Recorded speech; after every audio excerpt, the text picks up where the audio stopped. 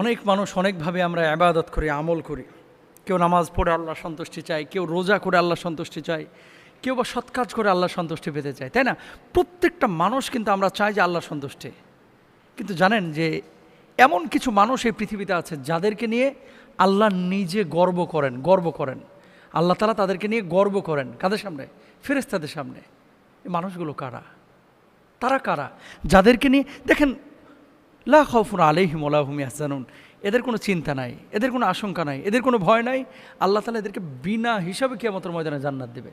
এরা কারা? এমন কিছু মানুষ আছে, তারা একটু দেখেন এরা কারা। কুরআনুল কারীম আল্লাহ সুবহানাহু ওয়া তাআলা বলছেন, আম্মান হুয়া কানিতুন আনা আল্লাইলি সাজিদা ওয়া কাইমা ইয়াহদারুল আখিরাহ ওয়া ইয়ারজু রাহমাত রাব্বি।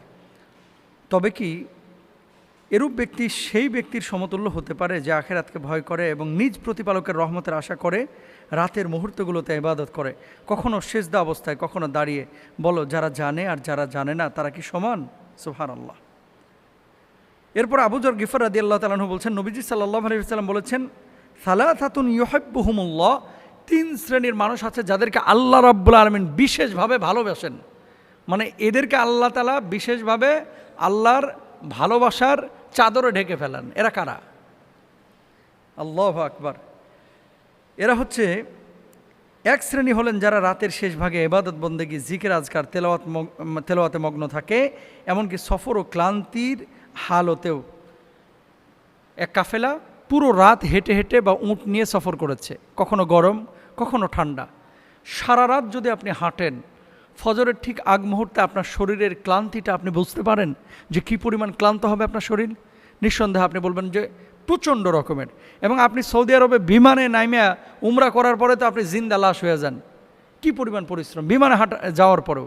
তো হেঁটে যদি আপনি সফর করেন যে 200 কিলোমিটার, আপনার শরীরের ক্লান্তিটা কেমন আসবে, ঘুমটা কেমন হবে, জেকে বসবে না? ঠিক ওই মুহূর্তে কোনো মানুষ যদি আল্লাহ রাব্বুল আলামিনের জন্য দাঁড়ায় যায়, সাজদা অবনত হয়, কিয়াম করে, নামাজ পড়ে, তাহাজ্জুদ পড়ে, আমার আল্লাহ ওই ব্যক্তিকে বিশেষভাবে ভালোবেসে ফেলেন, তাকে নিয়ে গর্ব করেন। সুবহানাল্লাহ। 1 নাম্বার। এরপরে দেখেন, নবীজি সাল্লাল্লাহু আলাইহি ওয়াসাল্লাম আরও বলছেন কি, ওই ব্যক্তি, যেই ব্যক্তি লেপ বিছানা এবং নিজের পাশে সুন্দরী রমণী স্ত্রী থাকা সত্ত্বেও লেপ ত্যাগ করেছে, বিছানা ত্যাগ করেছে, শরীরকে বিছানা থেকে আলাদা করেছে, স্ত্রীর সাথে ওই মুহূর্তে মেলামেশা না করে সে তাহাজ্জুদে দাঁড়িয়ে গেছে রাত্রিকালীন সময়ে, আল্লাহ তাআলা তাকে বিশেষভাবে ভালোবাসেন। তাহলে হচ্ছে ক্লান্ত শরীর নিয়ে যখন কেউ তাহাজ্জুদে দাঁড়ায়। আর 2 নম্বর হচ্ছে যে বিলাসী এসি ছেড়ে ঘুমাইছেন, ফজর আজান দিচ্ছে, মন চাচ্ছে না যে স্ত্রী গায়ে হাত দিয়ে শুয়ে রয়েছেন, মন চাচ্ছে না নামাজে উঠতে, ল্যাপকে লাথ্থায় ফেলাইয়া দিলেন, বিছানাকে পিঠ থেকে আলাদা করে ফেললেন, বউকে নামাজের জন্য জাগাইয়া দিলেন, এরপর আপনি দাঁড়াইলেন, আল্লাহ ওই ব্যক্তিকে বিশেষভাবে ভালোবাসেন। সুবহানাল্লাহ। এরপরে রাতের শেষ প্রহর, যেই মুহূর্তটা বান্দা আল্লাহর নিকটে চলে আসে, এই সময় কেউ যদি জিকির আজকার করে, সারাক্ষণ যদি সুবহানাল্লাহ, আলহামদুলিল্লাহ, লা ইলাহা ইল্লাল্লাহ এবং মাখলুকের সেবায় যদি কেউ কাজ করে, আল্লাহ তাআলা তাকে বিশেষভাবে ভালোবাসেন।